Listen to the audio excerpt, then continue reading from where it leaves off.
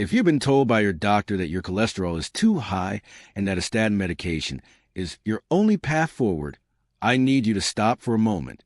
Put that prescription slip down and listen carefully, because there's a massive piece of the puzzle that often gets ignored in the rush of a 10-minute medical consultation. We're going to talk about the silent hero of your cardiovascular system, the truth about HDL, and why simply lowering your numbers might not be the victory you think it is. Before we dive into the science that could change the way you view your health journey, if you appreciate this kind of deep dive into medical clarity, please take a second to hit the like button and subscribe to the channel. It helps us reach more people who are just as tired of confusing medical jargon as you are. Today, I want you to consider a question. What if the way we treat cholesterol is actually missing the point of what it means to be truly healthy? My name is Dr. Harrison Blake, and for over 20 years, I have dedicated my career to understanding the intersection of metabolic health, longevity, and patient empowerment. My goal is to navigate the often murky waters of modern medicine to bring you actionable, science-backed protocols that prioritize your long-term vitality over temporary fixes.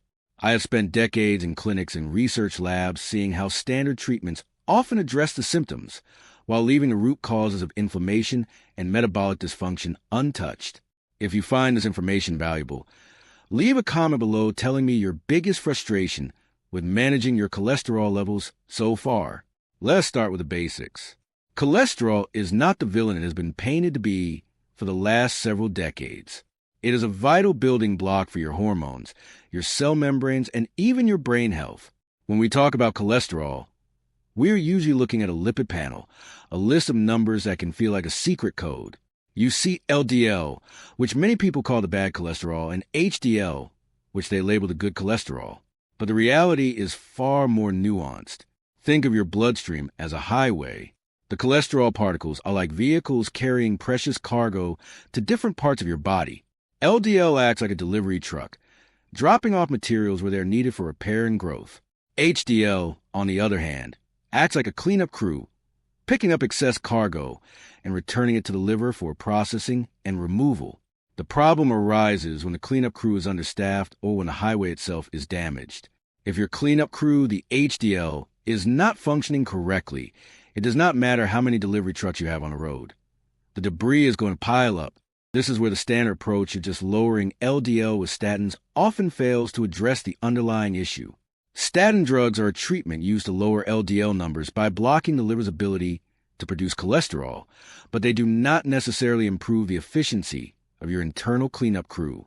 In fact, for many people, the focus remains entirely on the number rather than the function. I want you to imagine your arteries as the pipes in your house. If those pipes are coated with a layer of grime, it restricts the flow of water. Doctors often focus on lowering the pressure inside the pipes, but they rarely ask why the grime is accumulating in the first place. High cholesterol is a symptom of metabolic dysfunction. This dysfunction is driven by chronic inflammation, unstable blood sugar, and a lack of proper nutrients. When your blood sugar is chronically high, your arteries become inflamed. Think of this inflammation as tiny tears or rough patches on the inside of your pipes. Because the surface is no longer smooth, particles get stuck, and the cleanup crew has to work overtime. This is where the role of HDL becomes absolutely critical. HDL is not just one thing. It comes in different sizes and densities, and its quality matters far more than the total number on your lab report. You can have a high HDL count that is somehow dysfunctional because of chronic oxidative stress. If your body is constantly running on high alert, stressed by poor sleep, processed foods, and sedentary living, those HDL particles can actually lose their ability to clear debris. They become inefficient. So, looking at your lab result and saying your HDL is high is not enough. You want to know if that HDL is actually doing its job. How do we fix this? How do we ensure our internal sanitation system is running at peak performance? It begins with rethinking how we view food. Most people believe that eating fat causes high cholesterol, but the truth is much more complicated. It is a combination of refined carbohydrates and inflammatory seed oils that really messes with our lipid profiles. When you eat refined sugar and white flour, your body experiences a spike in insulin. Consistently high insulin levels tell your liver to produce more small, dense LDL particles, which are the ones most likely to get stuck in your artery walls. Simultaneously, this metabolic environment can suppress the production of healthy, mature HDL particles. If you are currently taking a statin, I am not suggesting you stop taking it today. What I am suggesting is that you start conversation with your healthcare provider about root cause wellness. Ask them about your triglyceride to HDL ratio. This is a much better indicator of your risk than your total cholesterol number. A high level of triglycerides is a red flag that your body is struggling to manage energy properly. If you have high triglycerides and low HDL, that is a classic signature of metabolic syndrome.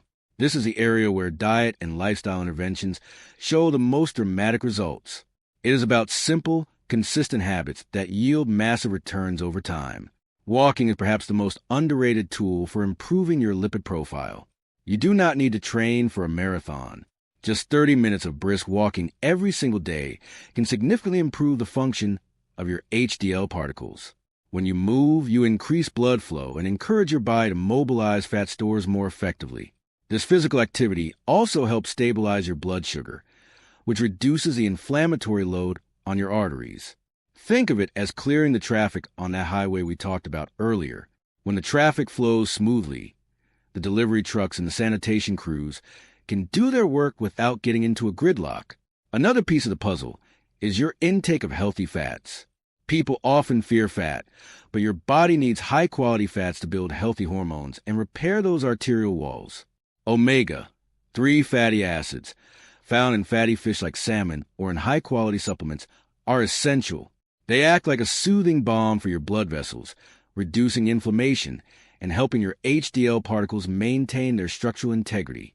They are essentially the high-quality lubricants that keep the wheels of your internal machinery turning quietly and efficiently. Let us address the issue of stress.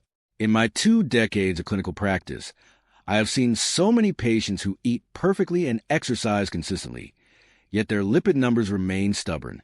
When we look deeper, we find the culprit is chronic stress. High cortisol levels, the hormone your body releases during stress, directly impact your liver's metabolism. It keeps your blood sugar elevated, which contributes to the formation of those problematic, dense LDL particles. If you are not managing your mental health, you are essentially fighting a losing battle against your own biology. Mindfulness practices, adequate sleep, and finding time to disconnect from the digital world are not luxuries. They are medical necessities for your cardiovascular system. I want to pause here and emphasize that you have more control than you realize. So often, we feel like passive victims of our genetics or our lab results. But your body is incredibly adaptable. It wants to be healthy. It is constantly working to bring you back to a state of balance. When you provide it with the right inputs, real, whole foods, purposeful movement, adequate rest, and stress management, you are giving your body the tools it needs to repair itself. You are supporting your HDL cleanup crew, reducing the inflammatory damage to your arterial walls, and creating an environment where your heart can thrive for decades. Let's talk about the specific errors many people make when trying to lower their cholesterol numbers. The first error is relying on the total cholesterol number as the ultimate metric of health. It is not. You need to look at the particle size and the functionality of these lipids. The second error is ignoring the role of insulin. If you do not manage your blood sugar, you are essentially adding fuel to the fire of inflammation. The third error is assuming that all fats are created equal. Avoiding healthy fats like avocados, olive oil, and nuts can actually deprive your body of the essential building blocks it needs to maintain a healthy cardiovascular system. You might be wondering, what does a typical day look like for someone targeting better HDL function? It starts with a breakfast that does not spike your insulin. Think protein and healthy fats rather than grains and sugary cereals. An omelet with some spinach and avocado is a perfect example. Throughout the day, you stay hydrated and keep moving. Even taking a 5-minute walk after every meal can stabilize your blood sugar response. Dinner should be a balance of fiber-rich vegetables and high-quality protein. It is not about deprivation. It is about choosing foods that nourish your cells rather than just filling your stomach. I have seen patients come into my office feeling exhausted, foggy, and anxious, all while taking medications meant to solve their health problems. When we shift the focus to metabolic health, when we start supporting the body's natural functions rather than just suppressing numbers. The transformation is often profound. Energy levels return, the brain fog lifts, and anxiety starts to subside. This is because when your metabolism is stable, your brain is fueled properly, and your nervous system is no longer in a state of chronic, low-level alarm. Consider the role of magnesium.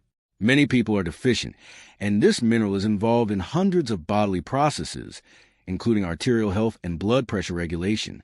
Getting enough magnesium through leafy greens, seeds, and nuts can make a difference in how your body handles stress and how your heart maintains its rhythm. It is these small pieces that, when put together, create a robust, healthy foundation. You do not need to make massive, overwhelming changes overnight. Just start with one thing.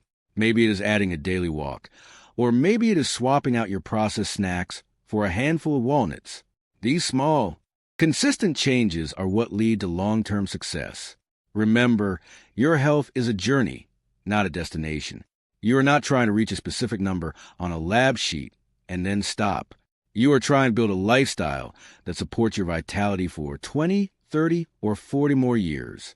That is why it is so important to work with a healthcare provider who understands this functional approach. If your doctor only focuses on prescribing medication without discussing diet, stress, and movement, you might need to seek out a second opinion. You deserve a partner in your health who looks at the whole picture.